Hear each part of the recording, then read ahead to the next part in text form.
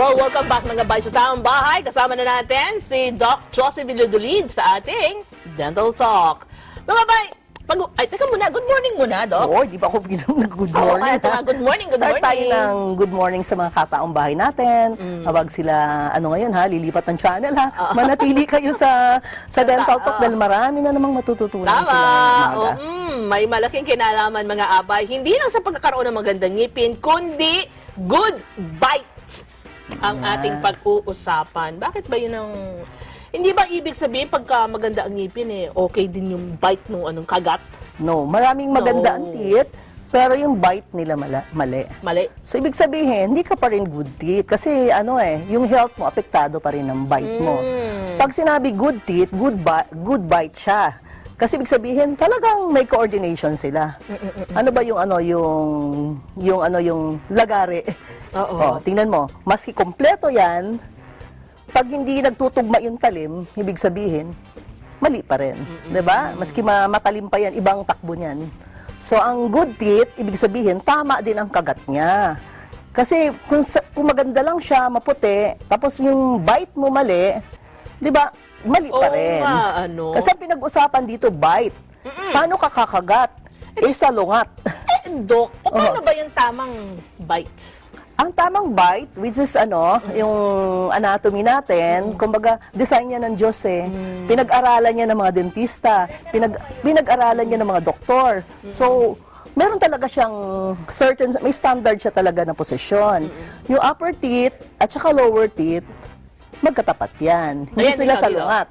So, makikita naman, kung adult man adult man, pag-uusapan natin, dalaga, binata, si lola, si lolo, ganyan dapat magkatapat. So, nasa gitna siya, wala siyang salo-salungat dyan.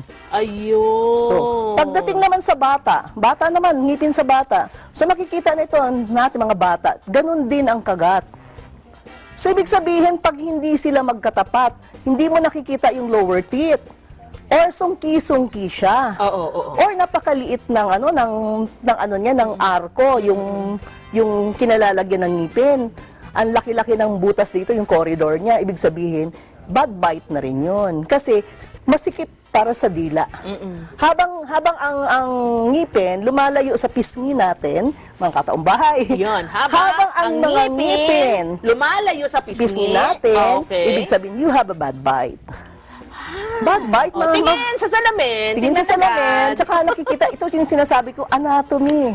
Ibig sabihin, pag anatomy, pinag-aaralan niya ang buong mundo ng mga doktor, ng mga dentista. So, dapat kung ano nakikita sa libro, dapat ganun ang anatomy din ng ngipin mo. So, pag merong mali dyan, hindi yan sumusunod dun sa anatomy na yan, ibig sabihin, karamdaman ang ibibigay sa'yo. Kasi gilingan. Tama. So, ang gilingan, ibig sabihin, yung gilingan ng isang bata, hindi magkakatugma. Ngayon, mga lolo, lola, tita, tito, yung mga nanonood sa atin, mga kataong bahay natin, titingnan nyo na mabuti ang mga ngipin nyo sa salamin. Tumutugma ba kayo dito? Teka muna. Sa kagat lang pinag-uusapan. Kasi once hindi kayo tumutugma, ibig sabihin, bad bite kayo. Bad bite, mali ang bite. Bakit karaniwan yata ngayon may bad bite talaga, Doc? Mas maraming gawang may bad bite, matanda, binata, mga bata, dahil hindi naintindihan ang kahalagaan ng ngipin. Na napaka-importante ng ngipin. Mga bata pa lang, sige na, bunutin kasi milk teeth lang naman yan. Sina lolo, sina lola, pinapabayaan, pudpud na yung pustiso, pudpud na yung mga ngipin, bad bite na yun, mas kumpleto.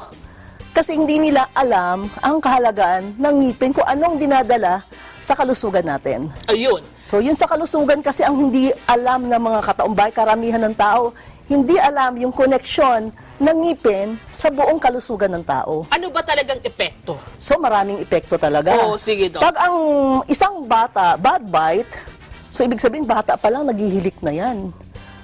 Ano ba? Isa sa mga yun? Isa yan kasi yung bite niya, yung nguso niya, tsaka yung panga, nakaurong siya, di ba? Pag nakaurong ang panga isang bata, pag kumagat isang bata na hindi katulad nito, naka-backward, hindi nung halos makikita yung lower teeth, either yung mata apektado niya, either yung paghinga apektado niya, hikain na siya, or either yung pandinig niya, apektado na siya, either yung paglunok niya, apektado na siya, kasi hindi nagtutugma. Yung pagkain niya, yung pandurog niya, hindi tumutugma. So, lagi may mga constipated, bata pa lang constipated na.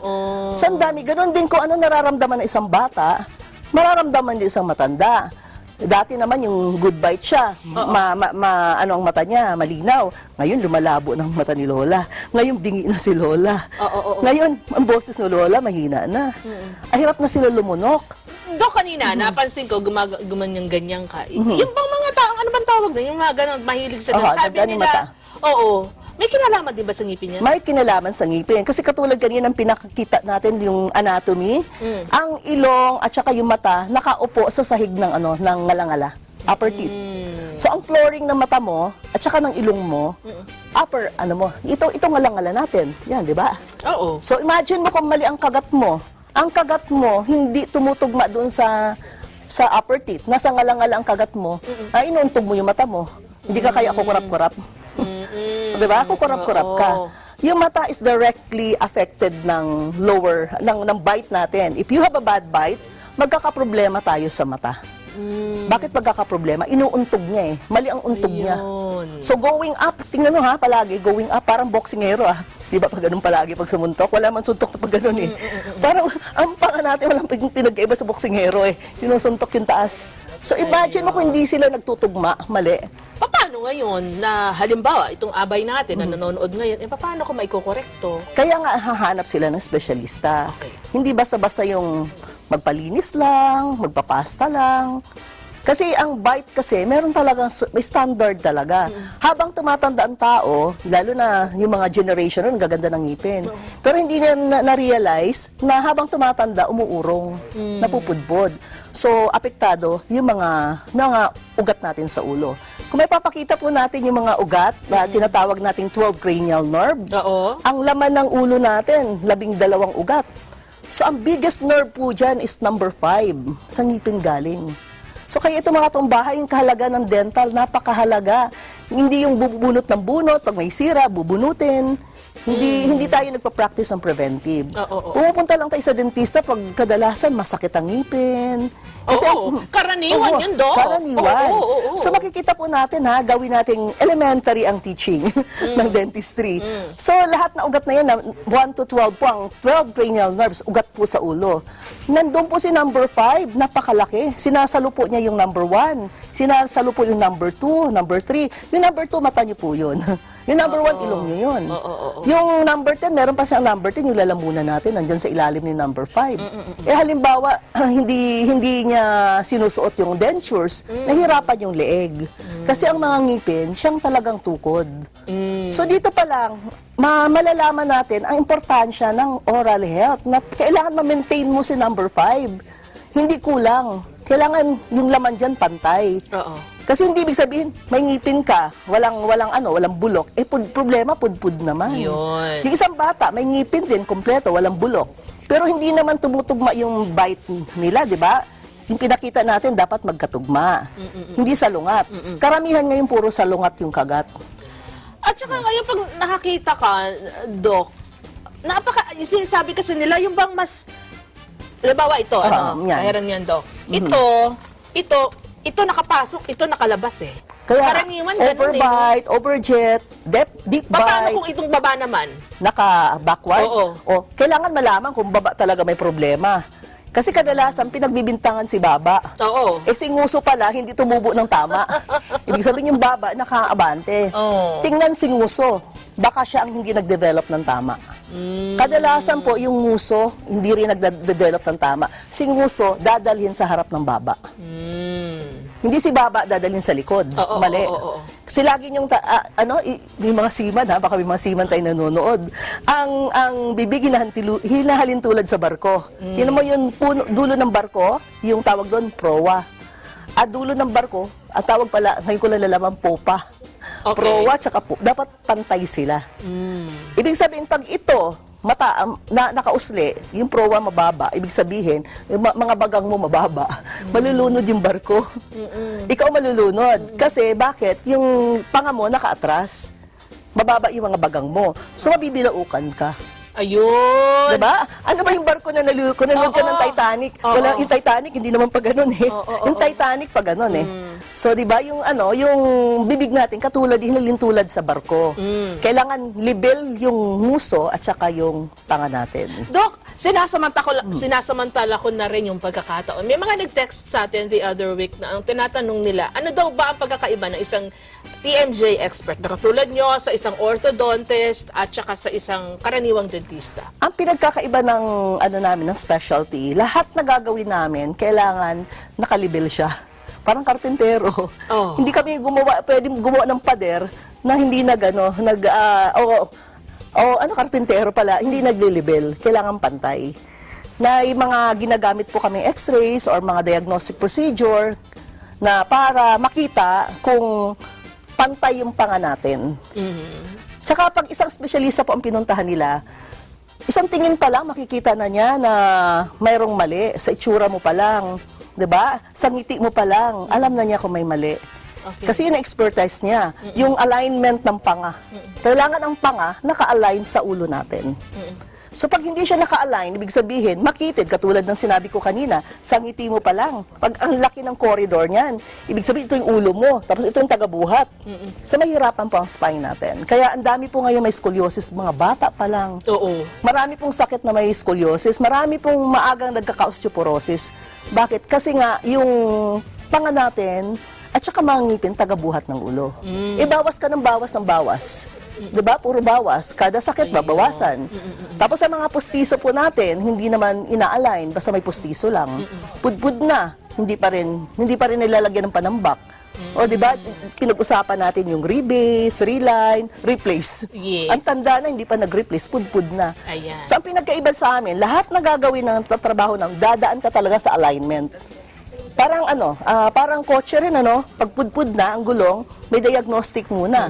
Hindi ka makakapagpaayos ng isang kotse sa isang malaking yung sa mga talagang car dealers na diretso papalitan ng gulong. Dadaan ka muna sa diagnostic. Pagkatapos ng diagnostic, pupunta ka sa alignment. Pagkatapos ng alignment, pupunta ka na doon sa replacement. Ganun ang ginagawa po namin sa mga kataong bahay. Ang first step po palagi, diagnostic. So makikita ang diferensya ng ngipin mo kung saan pudpod, kung saan kulang ang panga mo, kaya hindi siya pantay. So after the diagnostic, doon pa lang kami gagawa ng temporary na na para ma-align muna siya. So ile-level muna siya. So pagsasanayin ka doon.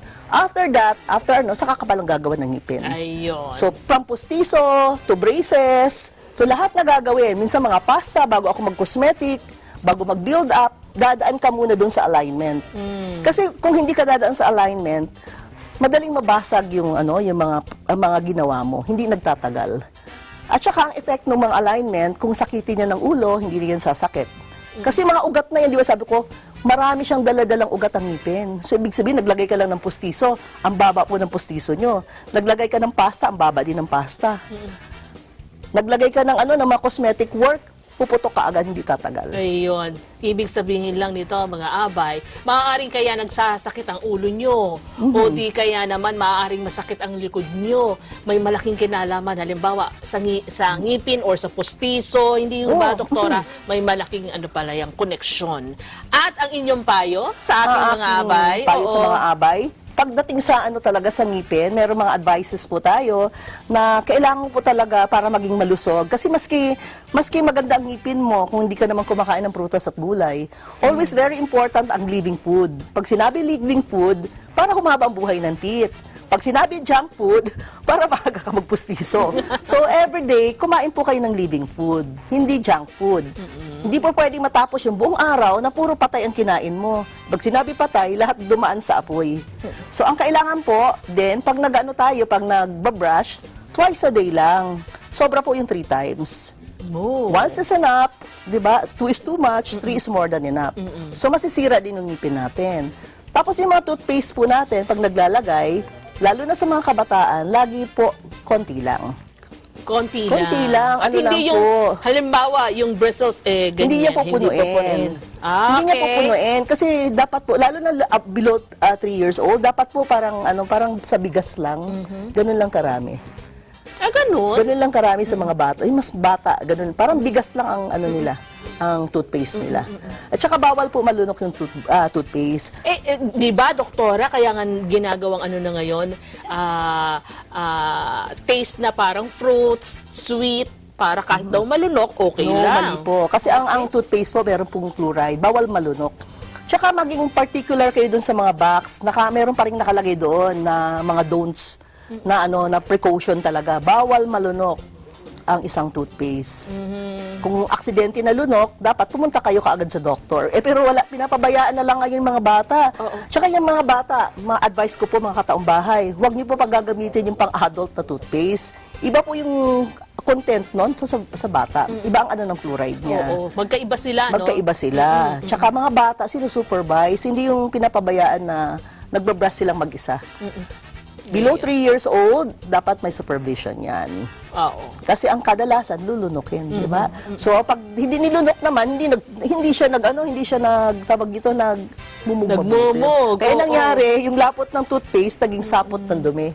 So marami ng cavities. Ayan, maraming salamat, ha? Maraming salamat din. At Doc. Oo. sana natuto na naman sila ngayon. Opo. At binabati natin yung mga si Ate Cons. Ayan. At yung kasama nyo ngayon, pangalan niya? Si Joanne. Si Joanne. Hi, Joanne. Ayan. So, mga bay, sana, katulad namin dito, marami na naman tayong napulot na impormasyon, natutunan, pagdating sa pangalaga ng ating ngipin, mga abay sa ating Dental Talk. Thank you, Doc, again. Thank you rin. Babalik agad, mga bay. Ang taong bahay. Diyan lang po kayo.